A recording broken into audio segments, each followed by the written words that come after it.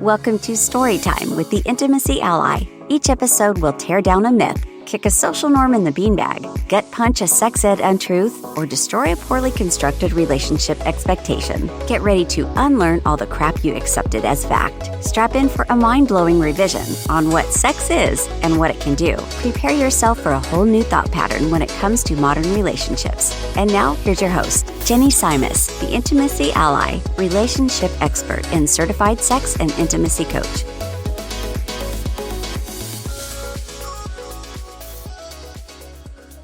Hello, my lovelies. My fucking mic is working again. Somehow a ghost came in here and turned my audio input to the computer mic. And it was also happening on Riverside. What a bitch and a half. And that's why my latest episode sounded so shitty. So, yay, at least it got figured out pretty quickly. Woohoo! I do apologize. I did everything that I could in my editing software to fix last week's. But hopefully this will make up for it because it is a big old bonus. Bonus episode. A bonus episode. Yes, it is here. This is the first volume of Kinksplain NOT Kink Shame. So I hope you enjoy my fucking cleverness. I am really excited to be presenting this as my bonus episodes because I feel like lately all I've been doing is talking about online dating.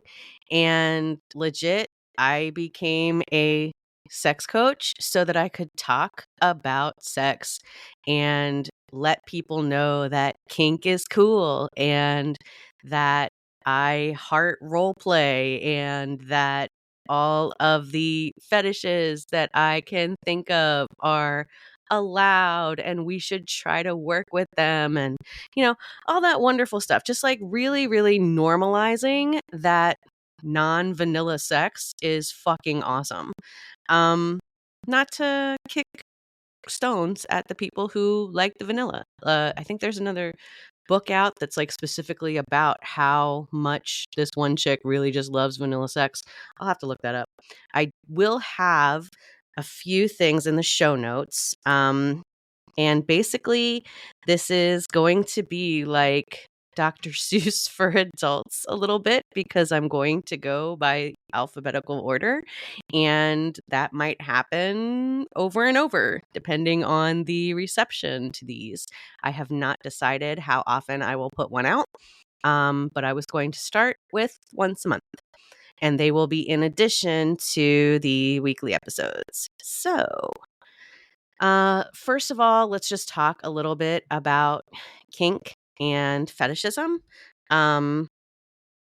Let's discuss how, I guess, I want people to know that when you have a kink, you have a fetish, you should be able to discuss them with your partners.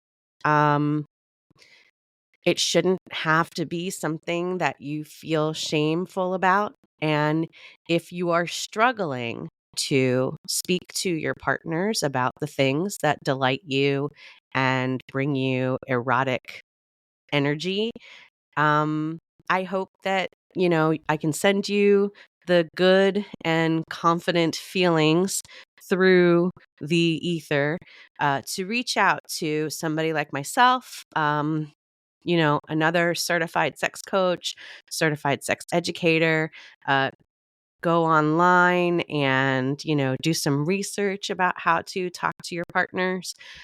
Because I just don't feel like it's fair to go through life and not be able to get your needs met and your passionate needs and your erotic needs are needs. So, yeah. Also, I want to talk about how much consent plays into any kind of sex play. and that even if your sex play is like dominant or violent, there needs to be an agreement and there needs to be a safeguard put in place for things not going too far. And there needs to be constant checking in on that consent. Like, you don't get consent and it's not like this blanket statement that, yes, I am going to consent to this activity for the rest of my entire fucking life. No.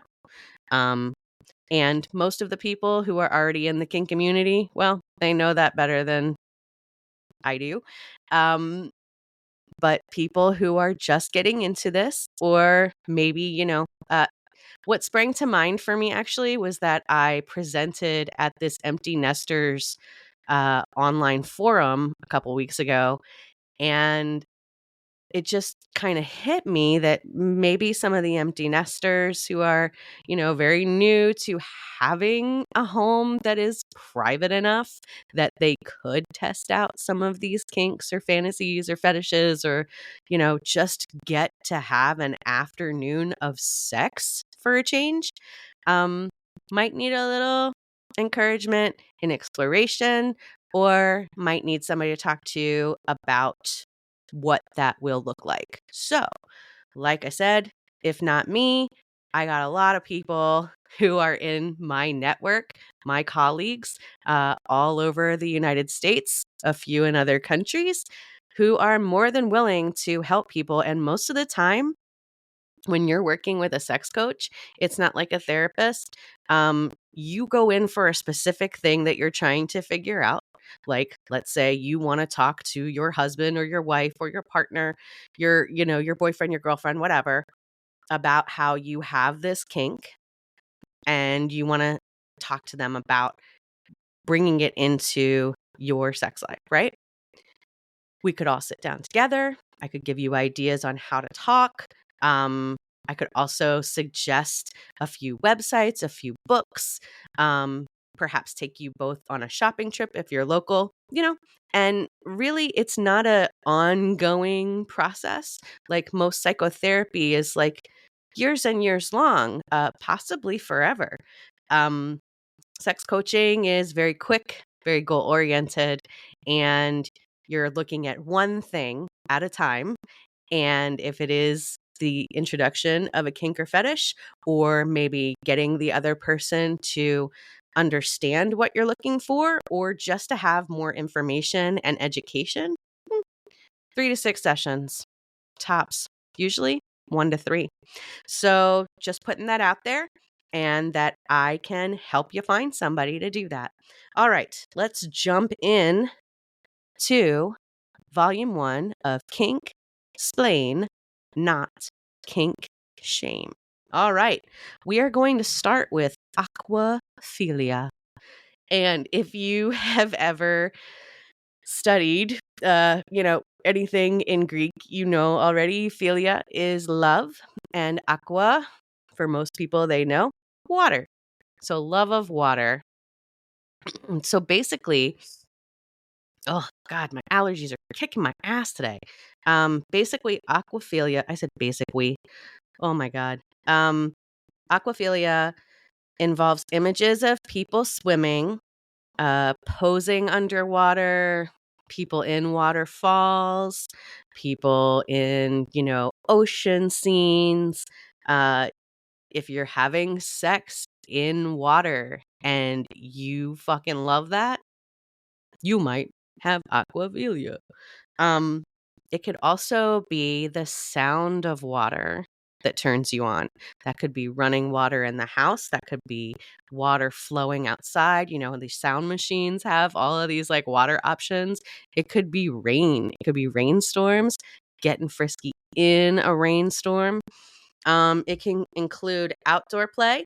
So beaches, rivers, pools, hot tubs, waterfalls, streams, any of that. If any of that makes you hot, aquaphilia. It can be indoor play. So bathtubs, jacuzzis, showers, if you're pretty swanky, you could have like an indoor pool, maybe a hot tub jacuzzi situation going on. And another word for it is hydrophilia.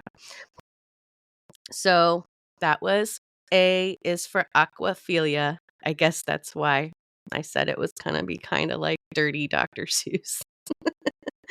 um, let's keep moving on.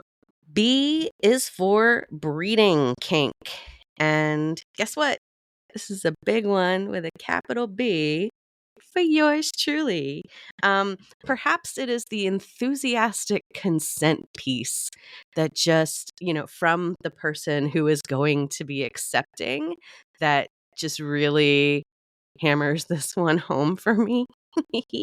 um, it's there's a strong attraction to the idea of getting someone else pregnant. Often it involves a person with a penis ejaculating.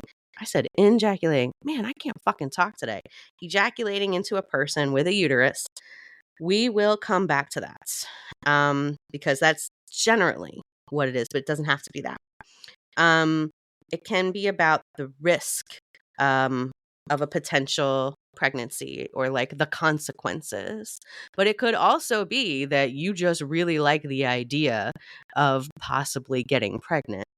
It could also be about the power dynamic of having a submissive accept something from the dominant.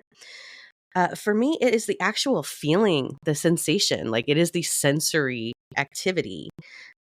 There's also the aspect of fluid exchange being incredibly exclusive and bonding. Yep, sorry, moving along in my notes here. Now, entire role play scenes can be built around the eventual outcome of breeding kink. The possibility of impregnation. It fuels the eroticism. Some think it might be because of the rise in people being like out of control of pregnancy. So, like, the overturning of Roe v. Wade has actually caused an increase in breeding kink because people are feeling out of control and they want to control something. That's just one speculation. And according to a hero of mine, Dr. Lee Phillips, and I will link the Men's Health story that Lee Phillips is quoted in. Here's the quote: "Gay men find a breeding kink hot, especially bottoms, because even though cisgender, and cisgender is in parentheses, men can't get pregnant, they often fantasize about the risk and thought of getting pregnant." So that is something I did not fucking know. That's what I meant earlier when I was like, we'll get back to that. When I said that it's usually a person with a penis ejaculating into a person with a uterus. Apparently, it's usually that, but it is not always that. So that is pretty awesome. I did not know that was a thing in the gay male community, and now I do. So yay, we're all learning. And this particular branch of breeding kink, which is in and of itself a branch of cum play kinks, which maybe we'll get to on another episode, it's incredibly intimate. It's, whether it's male or female or somewhere in between, you are walking around with a piece of someone else in you after you have had this very intimate act. And it is ultimately more about connection in like a very exclusive, special way with this person. But like I said, it can be about the power exchange. It could be body affirming if you're like me and you've had birthing hips for as long as you could remember. It can get you back to your primal self where, you just feel like you gotta continue on the society. Yeah. You gotta breed. It can be about the sensation. It can be about the risk factor. And above all, I really do believe it is about that sweet, sweet connection.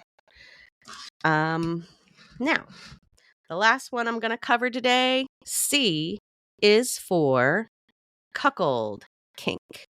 Now, the first time I remember learning about anything about a cuckold was in Twelfth Night from Shakespeare. And I was in college and reading Twelfth Night, and it was like cuckold, cuckold, cuckold, cuckold. I didn't know then that it had anything to do with how a cuckoo lays its eggs in the nests of other birds. Didn't quite get that memo. So, yeah. Anyway, that's just a little interesting fact about like the word cuckold.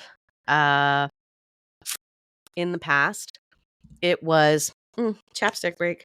Sorry, it happened. All right. In the past, it was a man running around on his, a woman running around on her husband. And nowadays, most of the men are willing participants. Who knew? I did, kinda. It's common in the non-monogamy world. And if you're curious about it, you might want to Google a couple of terms, cuckolding, hot wives, that kind of thing. So what's involved? So in a cuckolding kink, generally there's humiliation play.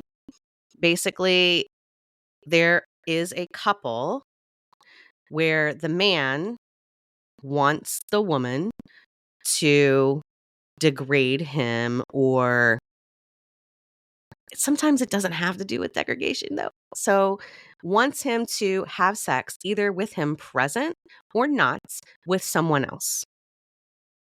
And it commonly does involve some sort of degradation or humiliation play. But again, this is, part of being kinky is the communication and the consent, right? So if you're doing these things, it's not like being some horrid fucking wife who just wants to run around on your husband. No. This feeds into his fetish, his kink. And if you're digging it, then you take part, right? So, it can be degrading, but there can also be like this element of compersion, which I know I've talked about before, but it's basically receiving pleasure from watching someone else get pleasure. There could be jealousy of witnessing your partner or hearing about your partner that like fuels your erotic desire. There are power dynamics at play, like the possibility that like you're going to have your dominant husband in other areas, but now he is like the submissive who is watching something that you have now become the dominant in providing, or experiencing rather. Now, there was one thing I read in kinkly.com that I'll also send that in the show notes. That was the competition of sperm. And I had never fucking thought about that before. So you learn something every day. That a man might be eager to get his swimmers in to like battle the other ones. And then another one of my heroes, Dr. Justin Lehmiller, he did research on this and found that from a sample of 4,175 people, 52% of heterosexual men and 66% of gay men or bisexual men had fantasized about cuckolding. And actually, I think that it's just bisexual men. I don't think it was gay men in this article. I will have to check on that, but I'm going to link a